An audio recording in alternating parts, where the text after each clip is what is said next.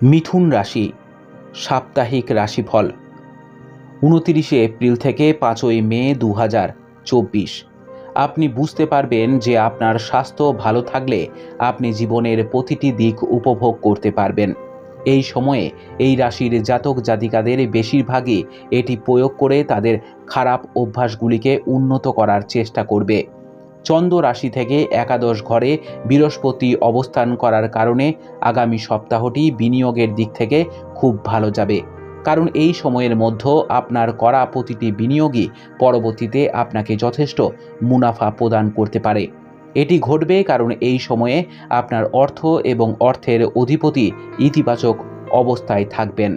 এই সপ্তাহে আপনার রসিক প্রকৃতির কারণে আপনি আপনার বাড়ি এবং পরিবারের পরিবেশকে স্বাভাবিকের চেয়ে আনন্দময় করে তুলবেন। এর সাথে সাথে আপনার কিছু আত্মীয় বা বন্ধুও এই সময়ে আপনার বাড়িতে একটি দুর্দান্ত সন্ধ্যায় আসতে পারেন।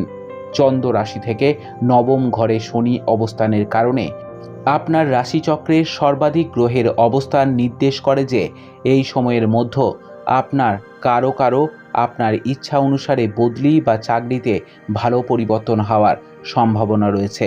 যাই হোক, এর জন্য আপনাকে প্রথম থেকেই আপনার ঊর্ধ্বতনদের সাথে আপনার সম্পর্ক উন্নত করতে হবে। এই সপ্তাহে পরিবারের কোনো সন্তানের ভালো নম্বর আপনার মনে প্রতিযোগিতার অনুভূতি তৈরি করতে পারে। এরপর দেখা যাবে যে আপনি আগে যে সময় নষ্ট করতেন টিভি দেখে বা খেলাধুলো করে, পড়াশুনো করে সঠিক পথে এবার এগোবেন। আপনার মধ্যে এই আকস্মিক ইতিবাচক পরিবর্তন দেখে আপনার পরিবারের সদস্যরাও আনন্দ এবং শান্তি অনুভব করবেন।